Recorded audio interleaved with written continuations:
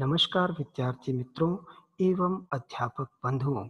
नया रास्ता उपन्यास का 7वां अध्याय आज हम आप लोगों के समक्ष प्रस्तुत करने जा रहे हैं और जिसकी लेखिका आप जानते हैं सुषमा अग्रवाल है। तो नया रास्ता का 7वां अध्याय शुरू करने से पहले एक नज़र डाल लेते हैं कि पिछले अध्याय में क्या हुआ। पिछले अध्याय में हमने यह देखा कि अमित इस विवाह से तनिक भी प्रसन्न नहीं है। यहाँ तक जबकि धनीमल जी फलों की पेटी लाते हैं, तब अमित बहुत नाराज हो जाता है, जबकि उसकी माँ बार-बार उसे समझाती हैं कि इसमें गुस्सा होने की कोई बात नहीं है। अब इसके आगे देखते हैं अध्याय 7 में क्या होता है। आखिर सरिता को देखने का दिन आ ही गया। अमित के घर में विशेष चहल-पहल थी।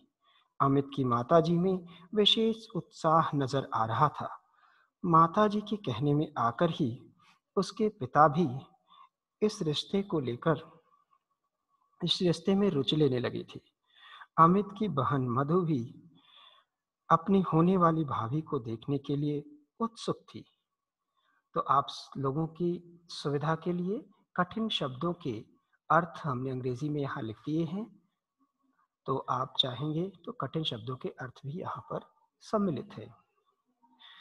घर में सभी उत्साहित नजर आ रहे थे। सिर्फ अमित ही एक ऐसा था जिसके चेहरे पर उदासी थी। इस कल्पना मात्र से ही वह उदास था कि उसके माता-पिता उसे एक धनी घर की लड़की के हाथों बेचना चाहते थे। घर के सभी सदस्य नए-नए वस्त्र पहनकर तैयार हो चुके थे कि तभी बाहर से कार के हॉर्न की आवाज हुई। धनीमल जी का ड्राइवर उन सबको लिवाने के लिए कार लेकर आया था। मायाराम जी, उनकी पत्नी अमित व उसकी बहन मधु सभी उस कार में बैठकर चल दिए। धनीमल जी की कोठी धनीमल जी की कोठी के बाहर कार रुकी। ड्राइवर ने उतरकर कार का दरवाजा खोला। यह सब देखकर मायाराम जी को लगा कि इस समय वे एक बड़े अफसर से कम नहीं हैं। कोठी का दरवाजा खुलते ही जैसे ही उन सब ने अंदर प्रवेश किया, उन्हें लगा मानो स्वर्ग में आ गए हों। कोठी के बाहर लॉन में घास मखमल के समान बिछी थी। लॉन में बेंत की सुंदर रंग-बिरंगी कुर्सियां पड़ी थी। रंग-बिरंगे फूलों के गमले कोठी की शोभा में चार चांद लगा रहे थे। चार चांद लगाने का अभिप्राय होता है कि वह उसकी सुंदरता को और बढ़ा रहे थे। तभी उनके ड्राइंग रूम का दरवाजा खुला। धनीमल जी बाहर आए। उन सबका विशेष स्वागत किया गया। घर के सभी नौकर खाकी वर्दी में थे। अनेक प्रकार के मिष्ठान, फल व मेवा उनके सामने रखे गए, परंतु सभी को उत्सुकता थी सरिता को देखने की। तभी तो देखिए सभी उत्सुक थे कि सरिता को देखें। तो सरिता को मायाराम जी ने सरिता को बुलाने के लिए कहा। सरिता को कमरे में बुलाया गया। उसके साथ उसकी चाची भी आई। सरिता के चेहरे को देखते ही अमित के पैर तले से धरती खिसक गई। कितनी प्रशंसा की जा रही थी सरिता की।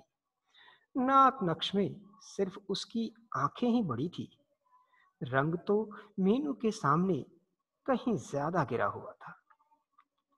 अमित के पैर तले धरती खिसक गई। वो एकदम सरप्राइज्ड हो गया क्योंकि यह तो मीनू के सामने कुछ भी नहीं है। सरिता को अमित की मां के पास वाली कुर्सी पर बैठाया गया। मां सरिता से घुल मिलकर बातें करने लगी। उन्हें उसके उस रूप में ही सुंदरता नजर आ रही थी। अमित व उसकी बहन मधु चुपचाप बैठे रहे। मां को हंसते देखकर उसके दिल में तूफान उठ रहा था। क्या रूप नजर आ रहा है मां को इसमें। क्या सरिता मीनू से ज्यादा सुंदर लगी मां को, या उसके पैसे के कारण सुंदरता बढ़ गई है? ऐसे अनेक प्रश्न अमित के दिमाग में घूमने लगे। धनीमल जी व मायाराम जी ने आपस में कुछ बातें की और सब वहां से उठकर चल दिए। अमित व सरिता को एकांत में बातें करने का अवसर दिया गया। अमित ने सरिता से कुछ प्रश्न किए। अमित ने पूछा, आपकी किस चीज में रुचि है? सरिता ने तपाक से तुरंत तुरंत ही जवाब दिया, जी मुझे पेंटिंग व कार ड्राइविंग में विशेष रुचि है। इसके अलावा आप घर के काम तो कर ही लेती होंगी? अमित ने पूछा। मुझे घर के काम नहीं आते हैं। घर में चार चार नौकर हैं। काम करने की कोई जरूरत ही नहीं पड़ती है। वैसे मुझे घर के काम में विशेष रुचि नहीं। सरिता ने निःसंकोच, बिना हेजिटेशन के निःसंकोच जवाब दिया। शादी के बाद यदि काम करना पड़ा तो आप किस प्रकार करेंगी? सरिता तपाक से बोली। पिताजी शादी के बाद मेरे साथ एक नौकर भेज देंगे, वही काम करेगा। उसका यह जवाब सुन अमित भौचक्का रह गया। कुछ समय बाद उसने फिर प्रश्न किया, तुम्हारी एजुकेशन क्या है?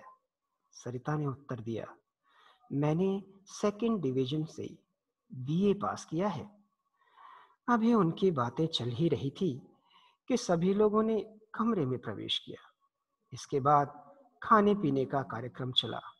धनीमल जी विशेष आग्रह के साथ सबको खिला पिला रहे थे। अमित का दिल अंदर से कुछ भी खाने के लिए नहीं कर रहा था, परंतु उन सबके विशेष आग्रह पर उसे खाना पड़ा।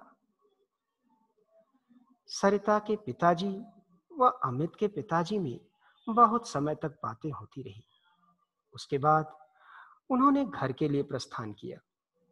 घर पर पहुंचते ही सब ने सरिता के बारे में अपने अपने विचार प्रकट किए। सबसे पहले मां बोल पड़ी, क्या बुराई है सरिता में? मुझे तो अच्छी लगी देखने में। रंग ही तो जरा गिरा हुआ है। क्या बात है, शादी के बाद तो निखार आता ही है रंग रूप में। विचार प्रकट कर रहे थे सभी लोग। आप जानते हैं कि कौन कौन गया था? सर, अमित की माँ, अमित, मधु और मायाराम जी गए थे। तो ये सभी अपने अपने विचार व्यक्त करते हैं। तो माँ का विचार तो आपने सुन लिया। पिताजी के मुंह से भी धनीमल जी के द्वारा दिए जाने वाले 5 लाख रुपए बोल रहे थे। देखो जी, लड़की तो देखने में अच्छी है, अब क्या बुराई है उसमें? जहां तक रंग की बात है, इस दुनिया में 2 ही रंग होते हैं, गोरा या काला। शादी तो सभी की होती है। पर पिताजी, यह तो कोई जरूरी नहीं है कि काली भाभी ही हमारे घर में आए। अमित की बहन मधु ने कहा। तू चुप रह, तू क्या जानती है इस बारे में? पिताजी ने उसे यह कहकर चुप करा दिया। अमित, सरिता के बारे में तुम्हारे क्या विचार हैं? पिताजी ने अमित से पूछा। अमित तो काफी उदास सा नजर आ रहा था। उदासी भरे स्वर से बोला, पिताजी, आप मुझसे क्या पूछ रहे हैं? आपने मेरी शादी धनीमल जी की बेटी से करने की ठान ही ली है, तय कर लिया है, डिसाइड कर लिया है, तो कर लीजिए। जहां तक मेरी पसंद की बात है, मुझे तो सरिता बिल्कुल भी पसंद नहीं है। बेटे के ये शब्द सुनकर मायाराम जी को लगा कि बेटे के साथ जबरदस्ती की जा रही है। एक बार पिता के नाते उनके हृदय में यह भाव उठा कि बेटे की जिंदगी के साथ खिलवाड़ करना उचित नहीं है। अभी इसी भाव में डूबे थे कि दूसरी ओर से उनकी पत्नी ने अपने विचार प्रकट करने शुरू कर दिए। अरे, हमारे समय में कौन सा लड़के लड़कियों को दिखाया जाता था? सबकी शादी ऐसे ही हो जाती थी। आजकल लड़कों को लड़कियां क्या दिखाने लगे हैं, बस हजारों कमियां निकालते हैं लड़कियों में। 1 मिनट का मौन रखने के बाद उन्होंने फिर से बोलना शुरू किया। क्या ज़माना आ गया है। आजकल के लड़कों, लड़कियों की पूछो मत। बहुत दिमाग खराब हो गए हैं। ये सभी व्यंग अमित चुपचाप सुनता रहा। ये सारी बातें सरकास्टिकली अमित को ही एम करके बोल रही थी माँ। ये सभी व्यंग अमित चुपचाप सुनता रहा। पढ़ा लिखा नवयुवक होने पर भी उसमें इतना साहस नहीं था कि माँ की बात का विरोध कर सकता। माँ के व्यंग उसके हृदय में तीर की भांति चुभ रहे थे, परंतु वह इतना साहस न बटोर पाया कि माँ को कुछ कह सकता। चुपचाप छोटा सा मुंह लेकर वह अपने कमरे में चला गया। माँ के इस जो सरकास्टिक स्टेटमेंट्स थे वो एकदम उसके हृदय में तीर की तरह चुभ रहे थे। जैसे किसी के हृदय में तीर लगता है और उससे जो दर्द होता है, वैसे ही तकलीफ हो रही थी। लेकिन उसमें इतना साहस बटोर नहीं पाया। बटोर शब्द का अभिप्राय होता है इकट्ठा। इतना करेज इकट्ठा नहीं कर पाया कि वह माँ को कुछ कह सकता। चुपचाप छोटा सा मुंह लेकर वह अपने कमरे में चला गया। ये अध्याय यहीं पर समाप्त हो जाता है। और इस अध्याय को आपने कितना पढ़ा, में हमारे साथ आपने पढ़ा, तो आपने कितना सीखा, इसकी जांच के लिए इस अध्याय पर आधारित कुछ प्रश्न दिए जा रहे हैं, जिनके उत्तरों को अगर आप कर लेंगे तो यह निश्चित है कि आपके इस अध्याय में आए हुए सारी सूचनाएं, सारी जानकारियां फिर से दोहरा उठेंगी। आपका फिर से रिवीजन हो जाएगा। तो अगर आप अपने नया रास्ता का रिवीजन कर रहे हैं तो इन प्रश्नों का उत्तर जरूर देखें। सरिता को देखने कौन कौन गया? अमित, अमित की माँ मायाराम जी और मधु गए थे। अमित क्यों उदास था? क्योंकि उसे ऐसा लग रहा था कि उसे एक अमीर घर की लड़की के हाथों बेचा जा रहा है। किसने किसका स्वागत किया? धनीमल जी ने अमित के परिवार का स्वागत किया। सरिता को देखते ही अमित के पैरों तले धरती क्यों खिसक गई?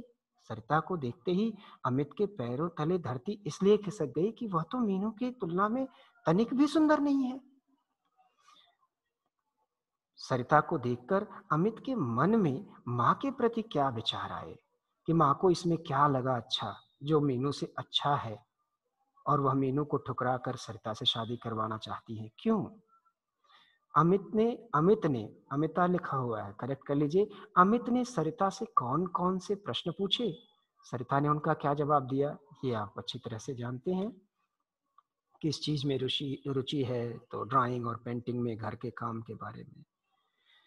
घर पहुंचने पर अमित के परिवार के सदस्यों ने सरिता को लेकर कौन कौन से विचार प्रकट किए, तो आप इसमें सबसे पहले अमित की माँ के विचार, फिर उसके बाद उसके पिताजी के विचार, फिर मधु के विचार, फिर अमित के विचारों के बारे में आप लिख सकते हैं। इस तरह से अगर आप ऐसा करेंगे तो पूरी तरह से सभी के विचारों का प्रतिवेदन आ जाएगा।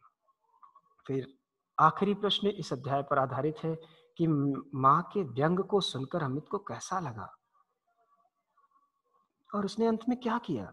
माँ के व्यंग को सुनकर अमित अमित को बहुत दुख हुआ, बड़ी पीड़ा हुई। उसे ऐसा लग रहा था कि माँ के कथन तीर की भांति उसके हृदय को पीड़ा पहुंचा रहे हैं, दुख पहुंचा रहे हैं, और अंत में वह कुछ नहीं कर पाता और चुपचाप उठता है और वहां से चला जाता है। तो इस तरह से इस अध्याय से जुड़ा प्रश्न और इस अध्याय के बारे में हमने पूरी जानकारी आपको दे दी। इसके बाद भी यदि आपके मन में कोई भ्रम हो, कोई शंका हो, कोई संशय हो, तो कमेंट में लिखिएगा और अगले अध्याय को फिर मैं अपलोड कर दूंगा। तब तक के लिए आप अपने मित्र आलोक त्रिपाठी को इजाजत दीजिए। नई किरण में आपसे फिर मुलाकात होगी किसी महत्वपूर्ण चीज को लेकर के, नया रास्ता के अगले अध्यायों को लेकर के, पुराणों की कहानियों को लेकर के। तब तक आप स्वस्थ रहें, मस्त रहें। धन्यवाद।